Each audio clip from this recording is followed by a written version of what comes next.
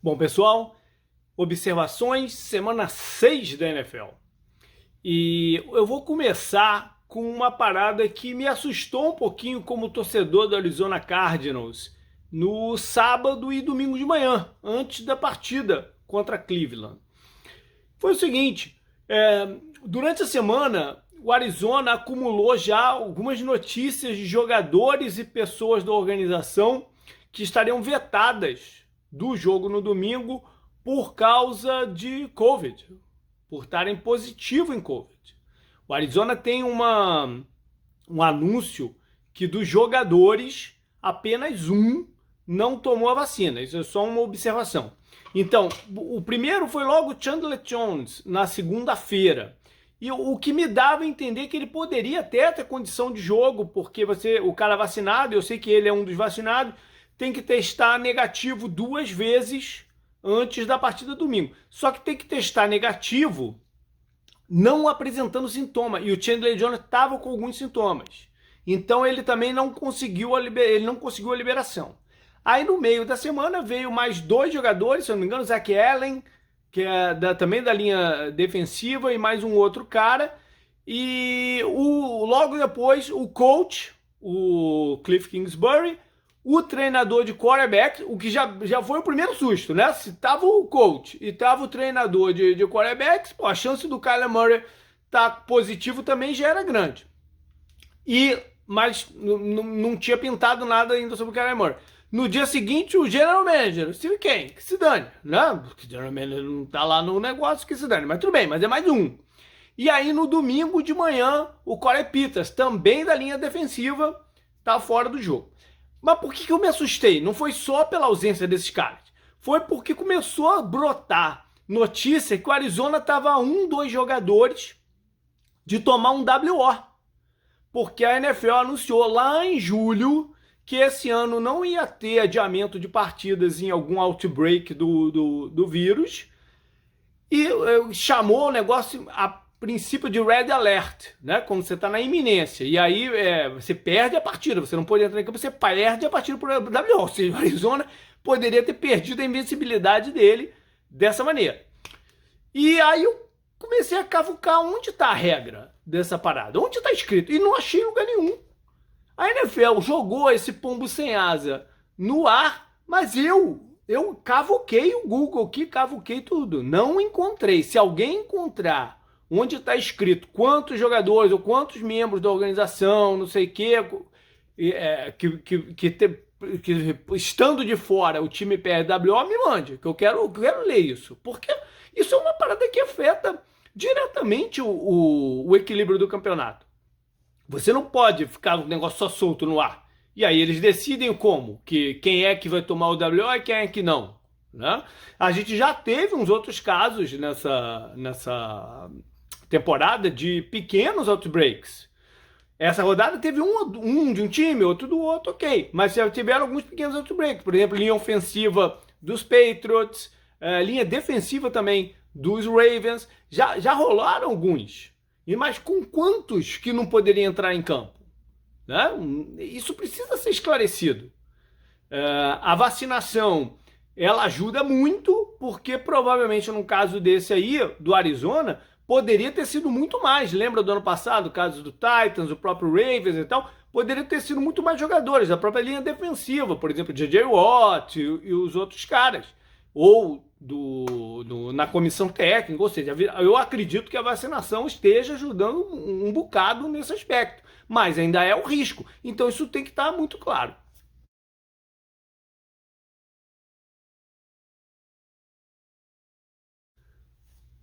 Eu peguei nessa rodada, eu fiz uma coisa que eu nunca tinha feito desde o ano passado, quando comecei nesse formato, pegar o mesmo jogo como zebra e como jogo importante de playoffs, que foi a vitória dos Raiders lá em Denver por 34-20. Ih, cara, nem tô entendendo minha letra, mas é 24, sei lá, alguma coisa assim. Por que ele era uma zebra? Porque o Raiders fora de casa, vinha de derrotas e teve toda a confusão na semana envolvendo a saída do John Gruden. Então, tá, você esperar que eles muda isso tudo para enfrentar o principal rival na casa dele e sair com a vitória, era uma zebra. Eu até coloquei essa zebra lá no meu palpite do site, mas era uma zebra. Agora, ao mesmo tempo, ele acabou sendo um resultado muito importante. Porque, vamos dizer assim, a vaga 5, 6 e 7 de cada conferência para playoffs está em aberto. No caso aqui desses dois times rivais de divisão da AFC North, AFC West, a gente sabe que os Chiefs vão entrar. E a gente já viu que o Chargers, a princípio, tem mais poder de fogo. Apesar da derrota muito ruim nessa semana, tem mais poder de fogo do que Raiders e Broncos. Então, quem perdeu esse jogo aqui ficou para trás. Vai ter um longo caminho pela frente para reconquistar seu espaço. No caso, Denver, né? Que já começa a brotar alguns murmurinhos de que o Vic Fangio está perdendo o time e tal, por razões N, né? Vale lembrar também que tanto a defesa de Denver foi muito mal, ela vinha sendo uma das que melhor seguram o adversário em ponto, mas a gente tem que considerar aí aqueles 3 jogos fáceis no início do campeonato. E no ataque, o Teddy Bridgewater foi escolhido para ser o titular em cima do Jake Lock por uma percepção de risco menor. Só que não foi como ele jogar essa partida. O Bridgewater lançou 49 bolas, completou 31, 334 jardas, mas 3 touchdowns e 3 interceptações. É tudo que ele não é como quarterback. Né? Tudo que você não quer. Você quer um jogo mais controlado. Tudo bem que o Raiders abriu uma vantagem no placar cedo e eles tiveram que, de repente, mudar a filosofia, mas não é isso que você quer quando você tem o Teddy Bridgewater. Os Raiders, como eu falei lá no podcast, eles tinham continuidade. Né? O Gruden saiu, mas o play caller, o Olsen, é um cara experiente. Você pode questionar, né, o talento dele como treinador, mas é um cara experiente que vai simplesmente dar continuidade esse ano no plano do John Gruden. E o Bisaccia, né, o Special Teams, vai ficar um cara de muita energia e tal, se mostrou, né? Parece ser um cara de boa liderança, e a defesa na mão do Gus Bradley. Eles têm uma chance no campeonato. Para o time que preocupa, eu vou ficar com os Patriots. 4 jogos no Foxborough, 4 derrotas. Eu falei lá no podcast também que, cara, ia ser difícil apostar nos Cowboys, apesar de todo, né, o poderio ofensivo que o Cowboys estava mostrando, porque não importa, o jogo lá é difícil.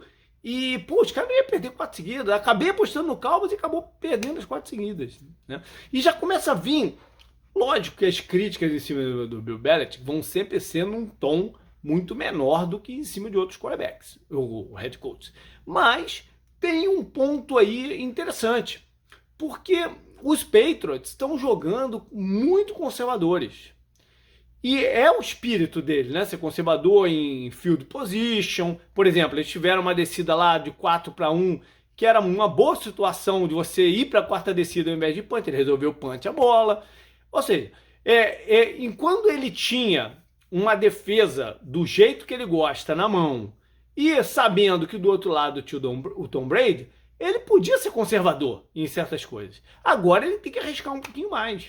Né? Porque ele sabe que vai ser difícil colocar em cima das costas do quarterback calouro a responsabilidade de ficar virando partidas. Ele sabe que a linha secundária dele não está no ponto certo ainda. Pode até ficar durante o campeonato, mas ainda não está no ponto certo. Inclusive, contra Dallas, eles perderam o seu melhor jogador da linha secundária, o J.C. Jackson, saiu machucado. Ou seja, tem que arriscar um pouquinho mais. E eu acho ainda que o jogo de corridas, que está meio, às vezes vai, às vezes não vai, tem que tomar um up aí. Porque é uma forma de minimizar o risco e ter uma identidade. Né? Se ele não quer expandir tanto, abrir tanto o ataque, pelo menos tem um jogo. Ontem até funcionou razoavelmente bem, o Harris correu bem, mas o Harris é um cara que tem um histórico de lesão E você ainda não confia 100% nele. Eu acho que eles precisam de mais opções aí no jogo de corridas. Mas alguma coisa aqui? Acho que não. É isso aí. Vamos ver se eles têm como se retomar aí no campeonato. Ficou difícil agora. Eu separei como matchup da rodada um negócio que a gente esqueceu. Eu esqueci de falar no podcast quando a gente estava comentando Arizona e Cleveland, que era também o confronto de dois quarterbacks que saíram um primeiro geral um ano depois do outro, ambos vindo da mesma universidade, ambos tendo ganho o troféu Heisman. Isso é uma coisa muito difícil de acontecer, né? Eu acho até que nunca aconteceu. Então, o Baker Mayfield e o Kyler Murray estavam frente a frente nessa partida. Foi uma partida que teve circunstâncias, né? O Arizona entrou com esse problema em campo do Covid, o Cleveland entrou desfalcado do seu jogador mais importante de ataque, que era o Nick Chubb, mas o Arizona também estava desfalcado de um dos melhores defensores, que era o Chandler Jones. Durante a partida, Cleveland perdeu vários jogadores, inclusive o Baker Mayfield, né? Achei até que ele ia sair de campo, todo mundo achou que ele ia sair de campo, mas ele voltou. Enfim, mas a gente pode fazer uma comparaçãozinha aqui de leve. Os números foram até parecidos. O Kyler lançou 20 de 30, completou 20 de 30 passes para 229 jardas, 7,6 a média de jardas por tentativa. O Baker completou 19 de 28, muito semelhante. 234 jardas, também muito semelhante. 8,4 jardas por tentativa. Aqui, aquele Hail Mary, né, no finalzinho do primeiro tempo, ajudou esse disparate aqui um pouquinho. Algumas diferenças estão depois. O Kyler Murray foi muito mais decisivo, porque ele completou 4 touchdowns e nenhuma interceptação. O Baker, 2 touchdowns, 1 interceptação. O Baker levou 5 sacks e o Kyler 2. Faz diferença também na progressão do ataque, manter a posse de bola e tudo mais. O quarterback rate do Kyler foi 129, do Baker foi 102,4. O Baker foi um cara bravo, ter voltado em campo ali naquela circunstância mostrou muita valentia, né? Agora, o Kyler foi prejudicado por alguns drops, especialmente do Christian Kirk, em jogadas críticas. Tem uma similaridade aí nos números e tal, mas no olho o Kyler teve uma partida bem melhor do que a do Baker.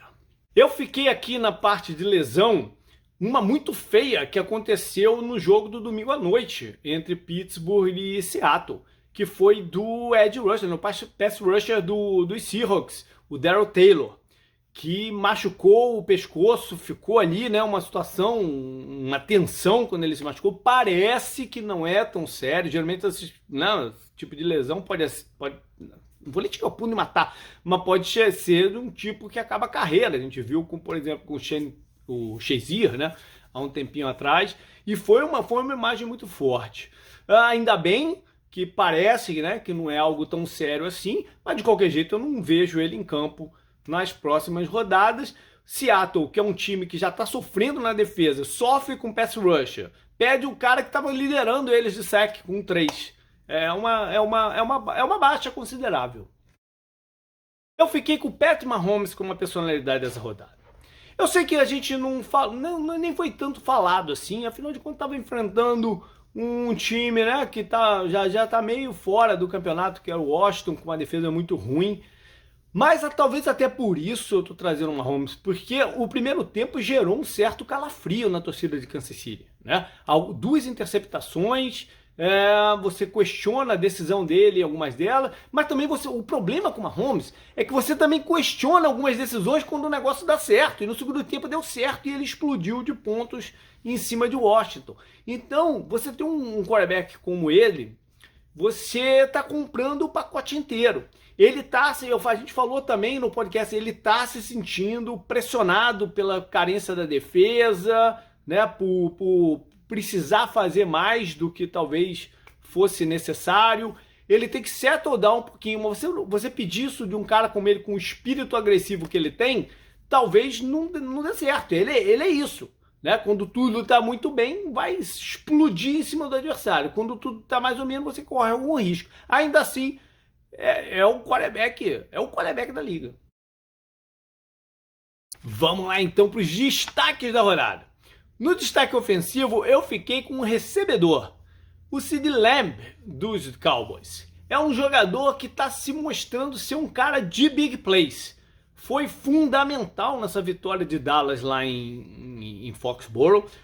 Pegou 9 de 11 passes, de 11 targets. Ele teve alguns problemas de drop no início da temporada. 9 de 11 é muito bom. 149 jardas no total, 2 touchdowns. Ele é muito ágil e causa problemas demais para cobertura. Ainda mais num time que tem várias alternativas, né? Talvez os adversários agora tenham que começar o plano de jogo pensando como o Lamb não vai matá-los no fundo do campo ou no campo aberto.